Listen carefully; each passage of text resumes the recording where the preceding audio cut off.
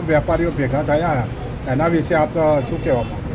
ખાસ કરીને જોવા જઈએ તો છેલ્લા ઘણા દિવસથી માધ્યમોની અંદર સમાચાર વહેતા કરવામાં આવી રહ્યા છે કે અત્યારે દહેગામની અંદર વચ્ચોવચ્ચ જે સ્થિત રેલવે ફાટકની પાસે જે શાક માર્કેટ આવેલું છે એ શાક માર્કેટ ક્યાંક ને ક્યાંક ગેરકાયદેસર છે. આ પ્રકારની વાતો એ માધ્યમો દ્વારા વહેતી કરવામાં આવેલી છે, પરંતુ આજે એના ખંડન માટે અને ખુલાસા માટે આજે તમામ વેપારીઓને સાથે રાખી અને આ માધ્યમથી અમે ચોખવટ કરવા માગીએ છીએ કે આ જે માર્કેટ જે છે નગરપાલિકાના સર્વે નંબર 618 અને જે સિટી સર્વે છે 57 નંબર, તો એની અંદર આ ઓપન એને જગ્યા છે. મૂળ માલિક અમારી સાથે છે અને આ જે જગ્યા છે એમાં હવે 30 વર્ષ પછી એવું કહેવામાં આવે છે કે આ જગ્યા છે બિનઅધિકૃત છે અને આ જગ્યા ગેરકાયદેસર દબાણમાં છે.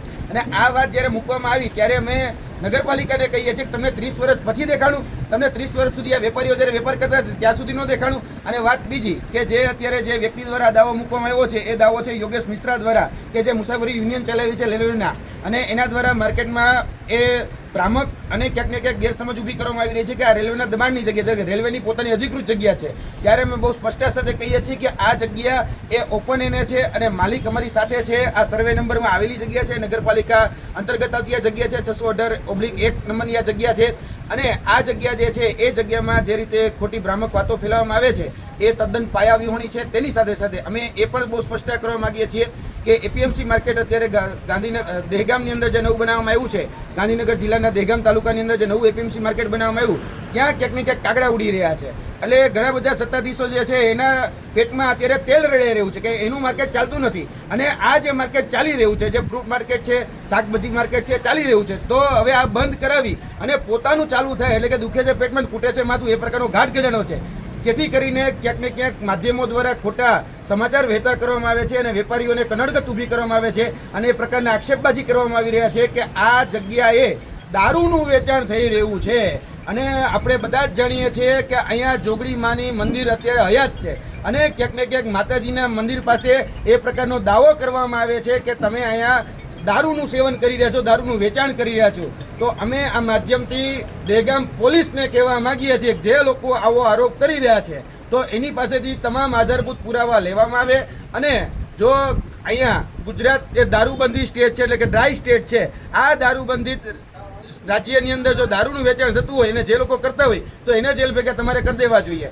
વાત બીજી, જે રીતે ખોટું વાત કરવામાં આવી કે રેલવેની અધિકૃત જગ્યા છે, તો એ યોગેશ મિશ્રાને પણ આ માધ્યમથી ચેલેન્જ કરીએ છીએ કે તમે તમારી પાસે જો આધાર પુરાવા હોય કે આ જગ્યા છે, એટલે કે વર્તમાન અમે જે જગ્યા ઉપર બધી જે માર્કેટ ચાલુ છે શાક માર્કેટ, જો એ જગ્યાને તમારી પાસે આધાર પુરાવા હોય તો તમે કોર્ટની અંદર દાવો માંડો, રેલવેના તમે જે તે યુનિયન ચલાવતો હોય યુનિયનના મારફતથી દાવો નાખો અને તમે ચેલેન્જ કરી શકો છો કે ભાઈ આ જે જગ્યા છે રેલવેમાં છે. બાકી અમે બધા જ ભેગા થઈ અને તમને ક્યાંક ને ક્યાંક કહીએ છીએ કે આ જગ્યા છે એ મૂળ માલિકની જગ્યા છે.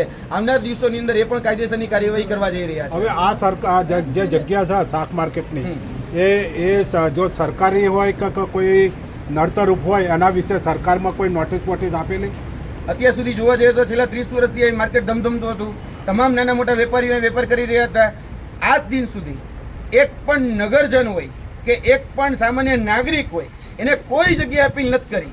હવે રાતોરાત અચાનક જ ઊંઘમાં કુંભકર્ણ નિંદ્રામાંથી બ્રહ્મજ્ઞાન થઈ જાય છે અને એવું બીજા દિવસે છાપી દેવામાં આવે છે કે આ જગ્યા ગેરકાયદેસર છે, આ જગ્યા છે રેલવેના દબાણમાં છે.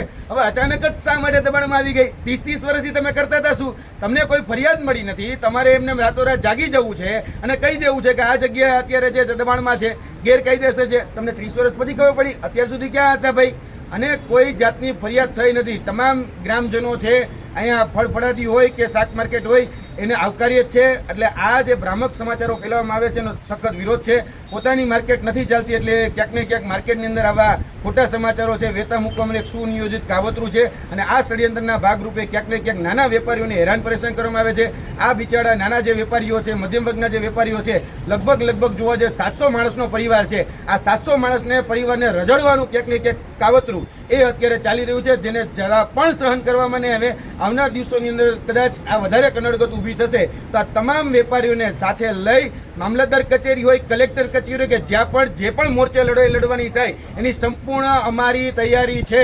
આવનાર દિવસોની અંદર જે લોકો જે ભાષામાં સમજે છે એને એની ભાષામાં જવાબ દેવામાં આવશે. આપનું શુભ નામ? મારું નામ યુવરાજસિંહ જાડેજા, સામાજિક આગેવાન.